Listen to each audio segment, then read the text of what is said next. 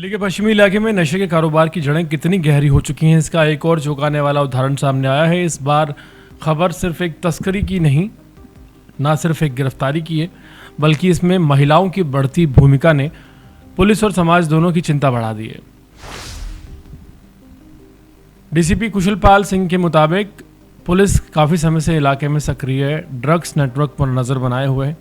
इसी निगरानी के दौरान नदीम नाम का एक शातिर तस्कर दिल्ली पुलिस के रडार पर आया। जांच में सामने आया कि नदीम पहले भी नशे के कारोबार में शामिल रह चुका है और हाल ही में उसने दोबारा दिल्ली के उत्तम नगर हस्ताल इलाके में हीरोइन सप्लाई शुरू कर दी थी।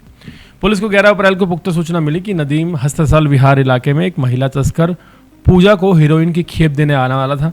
सूचना मिलते ही पुलिस टीम ने इलाके में जाल बिछा दिया। जैसे ही नदीम वहां पहुंचा और पूजा से मिलने की कोशिश करने लगा, पुलिस ने पूजा और नदीम दोनों को मौके से गिरफ्तार कर लिया।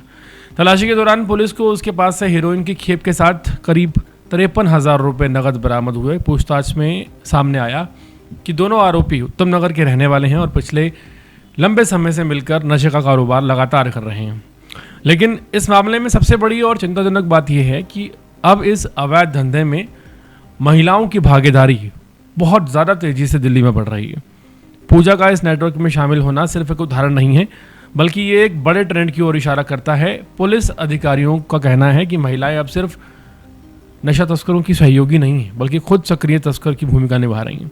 जांच में ये भी सामने आया है कि महिला तस्करों का इस्तेमाल इस बार इसलिए किया जा रहा है क्योंकि उन पर शक कम हो, और यही वजह है कि ड्रग माफिया अब महिलाओं को अपने नेटवर्क का सरगना बना रहा है। पूजा नाम की जो महिला इस कड़ी का हिस्सा थी, जो कि नदीम से माल लेकर आगे सप्लाई करती, छोटे छोटे पुड़ियों में बनाकर रेडी वालों को और स्थानीय लोगों को देती। स्थानीय लोगों का कहना है कि इलाके में पिछले कुछ समय से नशे की गतिविधियां बढ़ी हैं, जिससे युवाओं पर बहुत बुरा असर पड़ रहा है। पुलिस ने इस मामले में दोनों आरोपियों के खिलाफ NDPS एक्ट के तहत मामला दर्ज कर लिया है और उनके नेटवर्क की गहराई से तफ्तीश जारी है। लेकिन इसी बीच जो महिला सामने आई है पूजा, यह अकेली नहीं है। पुलिस अभी पता लगाने की कोशिश कर रही है कि इस नेटवर्क में और कौन कौन शामिल है और हीरोइन की सप्लाई कहाँ से आ रही थी। अधिकारियों का मानना है कि ये सिर्फ एक छोटा सा हिस्सा है तस्करी का, और इसके पीछे कई बड़े गिरोह जो हैं वो दिल्ली में सक्रिय हैं।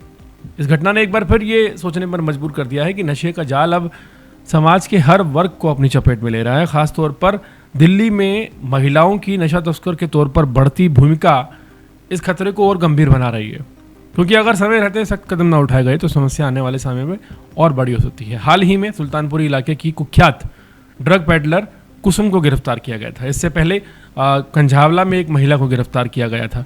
उससे पहले यमुनापार इलाके में एक महिला को गिरफ्तार किया गया था और सागरपुर इलाके में एक महिला को गिरफ्तार किया गया था, जो कि ड्रग्स बेचती हुई नजर आ रही थी। यहाँ पर एक बहुत बड़ा पहलू ये है इस पूरे मामले का कि दिल्ली में जो नशा तस्कर आज की डेट में मौजूद हैं, उनमें आप कह सकते हैं कि 70% से ज़्यादा जो नशे की सरगना हैं या संचालक हैं वो महिलाएं हैं। हालांकि वो चेहरा हैं या सच में सरगना हैं ये कहा नहीं जा सकता, लेकिन जिस तरह से कार्रवाई सामने आई है दिल्ली पुलिस की पिछले तकरीबन आप मान सकते हैं 1 साल में, इसमें ये चीज़ साफ हो गई है कि महिलाओं का इस्तेमाल किया जा रहा है या महिलाएं अपनी मर्जी से इस नशा तस्करी में शामिल हो गई हैं। लेकिन ये चिंतनीय विषय है और ऐसे में समस्याएं ना सिर्फ एक आम आदमी की बढ़ती हैं, पुलिस की भी बढ़ जाती हैं। क्योंकि अगर पुलिस के पास ऑर्डर नहीं होते रात को मजिस्ट्रेट के, तो रात को महिला तस्कर को गिरफ्तार नहीं किया जा सकता, बिना महिला कांस्टेबल के उसे गिरफ्तार नहीं किया जा सकता। तो तमाम तरह की रियायतें मिलती हैं और नशा तस्कर इस बात को अच्छे से जानते हैं। और जब कोई आम आदमी इन महिला तस्करों पर रोक लगाने की, इनके खिलाफ आवाज़ उठाने की कोशिश करता है, तो उन पर झूठे मुकदमे ये महिलाएं दर्ज कराती हैं। ऐसे भी मामले कई सामने आए हैं जिनमें लोग अभी तक तारीखें भुगत रहे हैं, और क्योंकि वो नहीं चाहते थे कि उनकी गली मोहल्ले में या इलाके में नशा तस्करी हो।